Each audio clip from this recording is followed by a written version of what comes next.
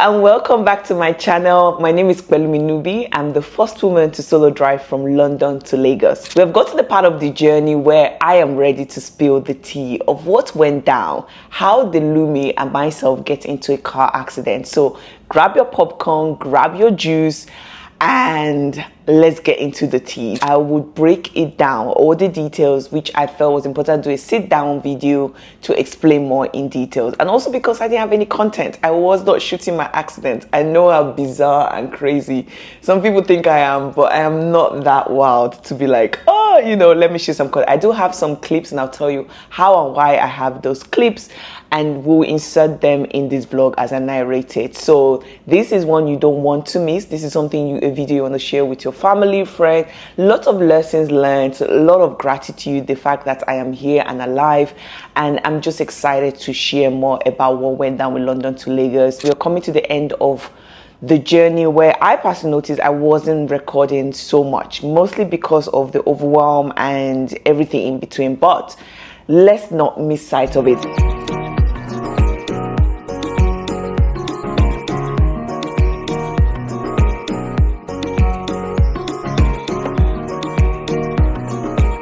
You just stumbled on this video for the first time and you're like, who is this? I solo drove from London to Lagos. I started the journey on the 24th of January and it took 74 days because I arrived in Lagos the 7th of April. I know some people are watching this in real time and this might break your heart to be like, oh my God, you mean you're home already? Yes, I am. But while I was on the journey, I couldn't do these YouTube videos because I wanted it to have more details and everything like you've been explaining for the past weeks I've been posting. So we are on day 40 something on the vlog, but it doesn't matter. I just want to tell my truth. So we got to Liberia. That's the last thing you probably saw me post. They finally let me into Liberia. I was able to drive through Liberia and I got to the border of Ivory Coast. This is where things started even getting more complicated. So that was actually when the day I announced that it was going to be 10 days for me to arrive in Lagos. A few things went down that day, which, if you're spiritual and if some conspiracy theory happened. That was the first day that I posted in real time. And beyond that, even on my social media, there was a backlog. It was almost like a geographical tagging. I don't know, man. Again, I don't want to open the kind of conspiracy theory, but that was the only difference on this trip. The fact that every other content has been posted after I've left that place or whatever. So I got to the border of Ivory Coast, just leaving Liberia border. They had the whole, will you bribe me to stamp my passport dance? And it was just like, guys, I'm trying to leave your country. It was hard getting in. I don't need you to make it hard getting out. So I then got to the Ivory Coast border and they had an issue again. They wanted me to pay to stamp this payment that doesn't have receipt. So you know what that means. It's a bribe. And then they wanted to give me a meningitis vaccination there at the border. Either that or I pay another money. And I was like, you people, are you not tired? At that point, I was tired because we have crossed a couple of borders, a lot of borders at this point, and you're human. You get to see these emotions of I'm just trying to get in and get to what I actually want to do, which is explore the country, showcase it to this global audience I've been able to grow. We got into like a heated argument because at one point they saw I was recording, which is something I was doing. That's the reason why you can see the whole journey from London to Lagos. I had to plead with them and blah blah blah. They let me go. Then I went into to search my car, where this guy actually stole my biscuits. Basically, like I am already going through it and the little snack I have, you're stealing it. Like, come on. But anyways, I was just like anything to get me out of the situation. Then we got to the final checkpoint, the custom, and they're like, you have to go to our head office, which is like an hour or something drive. They're expecting you. So I drive through this dirt road to just the point where you get to the tar road. There's this office on the side. They saw that I was recording content. Immediately, they were like, you need to delete all of these files. Apparently, some bloggers or content creators had gone through that same barrier, been asked for a bribe and everything, and had led to a lot of people getting fired. Obviously, they've not learned their lesson because they're still asking for bribe. The guy actually asked me for 60,000 CFAs, which is about I want to believe $100 roughly. I want to believe. And I was just like, no, imagine I'm paying $100 to every place I'm crossing.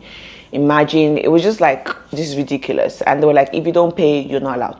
We're basically not going to, give you the documentation, which should have been free, to let me go through Ivory Coast. We went back and forth. So I got there at 10, back and forth, back and forth, back and forth, back and forth. These people were drinking on their work post, basically had this bottle, and they had like a black bag on it and shot glasses. His breath, you could literally smell alcohol from it. Like, I'm just like, how are people like these being put in position of power to regulate the borders? They basically make the place their home. So I in the back and forthness, I go back to his office, and this guy's in like a short.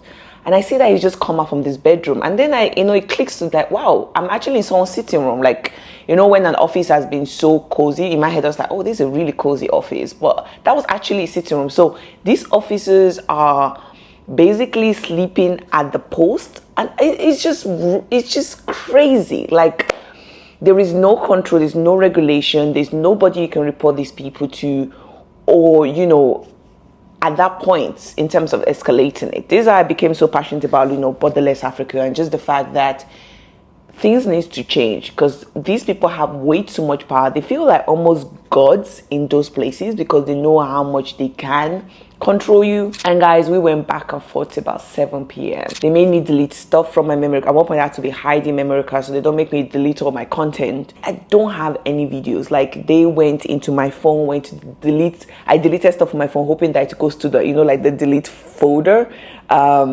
which was passworded, so they couldn't get into it. They literally forced me to open that folder, to delete it from that folder. It's almost like they have such experience in hiding the evidence that will put them in trouble. I'm again solo, surrounded by 5-6 men. It was horrible. It was so horrible. So I got through the border finally, and I literally was allowed to go because they wanted to go home to sleep. They literally wanted to go into their bedrooms and, call it a night. They finished work for the day. That was the only reason why they let me go. I looked around, I was like, I don't feel safe. I've not researched this area. I was meant to get to Yamoussoukro, which is like a couple of hours past the border. So I started driving. I remember calling my mom. I remember just kind of like not feeling good about driving at night, but I just was wanting to go to a place where I have research and I felt confident about. That was the most important thing. So I started driving. I wasn't sleepy because there was some, people ask me something and I'm just like, if I was, I'll tell you, like, girl, I was tired. I wasn't sleepy. I wasn't doing anything that would cause harm. It was a very dark road. And funny enough, I was stopped at the checkpoint, I want to say 30 minutes before this accident happened, just to show you how wide awake I was. And I remember like they're checking stuff at so late. It was checking my passport and it was speaking French, which I don't understand. And I was just like, I think I was more frustrated than tired or any other thing. I started driving. I think I had either a podcast on or playing music. I can't remember what was on, or maybe it was silent. I wasn't close to the destination, but I was on my way there. There was other traffic sporadically. I won't say it was like a high, one car coming, one car going. It was like a few minutes, a car would drive by us, that kind of pacing in the middle of the night. And it was really dark. There was no street lights. My headlight, I don't think it had enough visibility. I don't think I was using my full beam because, like I said, there was traffic coming roughly, so I wasn't like full beaming it. It was just my regular headlamp kind of situation. And then there was a parked truck. Actually, I found that was a lumber truck. It was parked, and because it's a truck, when you park it on such a small country lane, it wasn't like a big express road. Basically half of it is on the road, you understand? And the best way to describe it is I was driving, and then I wasn't driving. I don't know if I've had some memory removal from the impact or from the shock, but I've had enough time to reflect on it. But I remember just my car going from that to that. And I think in my brain, I just thought that is over. That was the first thought. I was just like, it's over. I'm laughing now, but I'm trying to hold back tears. It now became almost like so close to the end of the line. I literally had Ghana, Togo, Benin, Lagos. Like, we've been coming all the way from Morocco, Mauritania, Sahara, you know, like we've done the journey, Guinea-Bissau, like we've done everything. Now we are so close to the end, and it's like, ooh, like it's just the way things are. Things get hard when you get close to the end. This is in hindsight, obviously. This is not the things I was thinking in the accident. By the way, did you know that your iPhone is programmed when you have like an impact, it notifies emergency? I think the Apple Watch does that too as well. I'm like, I did not know this. So from the impact of the truck, so remember I was driving like this, hit the truck, the car turned like that. The whole of basically because it's a right-hand vehicle, so my side got affected the most. The left side, not so much. So the wheel was gone, the chassis was squashed together, headlights, windscreen, everything. It was a hot mess. Airbags was out in my face. I've never been slapped in the face with the airbag. I've never been in a car. I've been driving for 6 years, maybe more now, and I haven't been in a car accident. So my phone goes, it seems like you've been in a car accident. I'm calling for help. I'm calling SOS. I can't remember the lines, but it seems like you've been in a car. I heard it. It was like, huh? What do you mean? Like, what? My instincts, I don't know, adrenaline or whatever kicked in. Like, it was so crazy because I remember just trying to get out because I was thinking, is this car going to blow up? Is this car going to... What is happening, you know? So I'm struggling with the passenger door. I realized it's literally jammed shut. Like, that's how it's squeezed in. I was wearing glasses at that time. My glasses had flew somewhere, so my vision was non-existent, and I was just trying to get out of this car. So I crawled through the passenger door, opened it, slammed myself on the floor, scrambled out of the car. Bear in mind, this truck had no A warning. Usually if they don't have the triangle, they put like leaves a couple of miles away. There was none of this. After the accident, the police, I remember when they did the investigation, they were asking, do I want to press charges? And I was just like, look, this person was at wrong, 1,000,000%, but this is a ripple effect of the borders. I shouldn't have even been driving at this time of the night. That's why I'm like, when you choose to go on a road trip, it's part of the risk you sign up for. You can try to mitigate it or reduce it by driving during the day because you have better visibility and, you know, you're not fatigued or whatever. So I started thinking, if the border people had not been so petty to ask for a bribe and held me so long, I would have probably driven this, or I could have had an accident in the middle of the day. You know, I'm very aware that these things cannot be black and white like that. There's room for gray zone. Because of the impact of the horn, it kept blaring. So it wasn't just like a beep, it was like a beep, and it was like just blasting. So I see flashlight through because it was like a hoppy area. I remember all these details. So wild. There was like bricks on the floor. I think they do like cement there. All the car was just scattered with glass. And so I saw flashing coming down from the hill, and then a group of people, I want to say about a dozen, maybe 20 people, and they were like, no, in French. And I was like, I don't understand what you're saying. So I called my mom up. Thank God I had data as my name, Oluwakwelumi. God was certainly with me. There were so many things that God had preordained to have happened for this to make sense. So the first thing that I noticed or came to my, thinking was that during the palava at the border, I was still quite adamant to try and get a SIM card. This is shout out to Airlo. Now I know about eSIMs and Airlo, and I could have used that service. But at that time, I had to go to get physical SIM card. So I had data on my phone. So that was the first thing. Thank God I had data and I could call my loved ones and get help. Second thing was I had connected to someone called Afro Foodie Yasmin.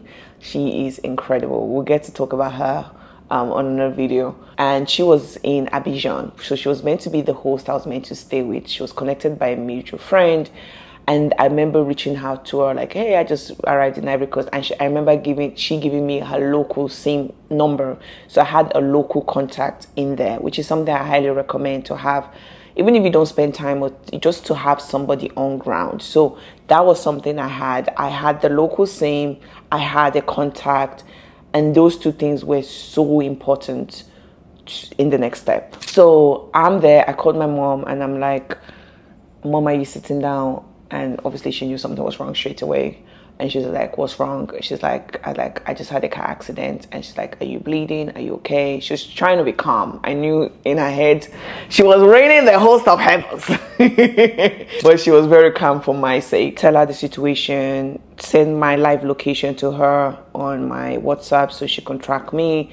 Then I call my friend and I'm like, Deji, this has happened, blah, blah, blah, blah, blah. Obviously, my mom communicated with my siblings and family and all of that. And Deji was able to connect. And I remember calling another friend, took her, and I told her what happened. So I called a few people, or voice notes. I can't remember if it was phone conversation or if I just voice noted them.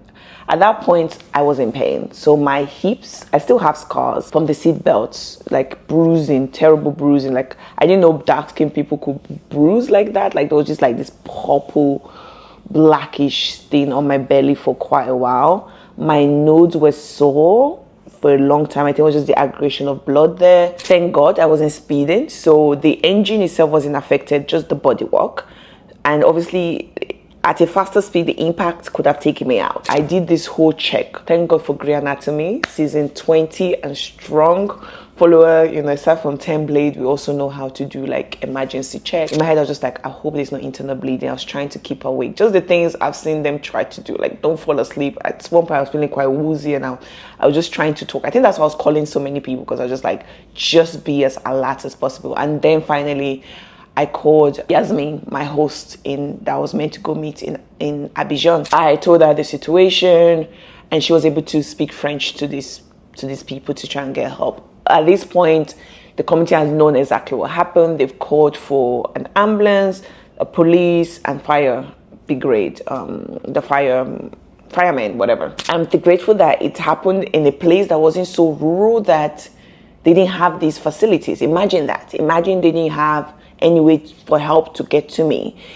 The fact that there was a committee that had all this, and they came fairly quickly. I want to say 15 minutes, more or less, they came. So again, language barrier was a massive thing. And I wish I spoke French, but we tried to use Google Translate at a point, and they were trying to secure because all my valuable, my passports and stuff. So there was this blue backpack that had my passports, all my cameras. I had my everything, my DJI, my vlog camera, my, GoPro 360, almost 4 different cameras I was carrying. I remember going to the car and just trying to grab my glasses so I could see. At that point, you realize what you consider valuable. Everything else could go to crap. I just needed to be able to get myself out of anything was just my passport. The laptop and the camera would have been expensive to replace. So I tried to grab all of them. The police were there, they secured the car so nobody could, we hope that nobody will be able to tamper with anything. And they tried to just get the pieces and bulbs, apparently they didn't catch so many because repairing the car, there were so many parts that were missing. But you can imagine an impact and everything just going everywhere. They did the best they could, basically. So I was whisked off to the local hospital. I was in so much pain. I thought I would die. I was in so much pain. Like, I was certain I'd broken my hips. Because just moving, and I was just crying and in agony, and they were trying to examine me, and each time the tiniest movement, I felt like this shooting pain from my leg to my brain, and it was like, make it stop, please. So they do this prescription thing, and obviously I don't have because I just came into Ivory Coast. I have not changed money. I had a couple of dollars on me, but again, that's why it's important to have like physical money on you, but I didn't have that much. And at that point, riding to the ambulance with me was a local, I call her my personal angel. Her name is Desiree. God bless her for me. She just felt empathy and sympathy and just didn't want me to be by myself. So she left her family, came on board. She would tell Yasmin what's happening with the doctors and everything in French.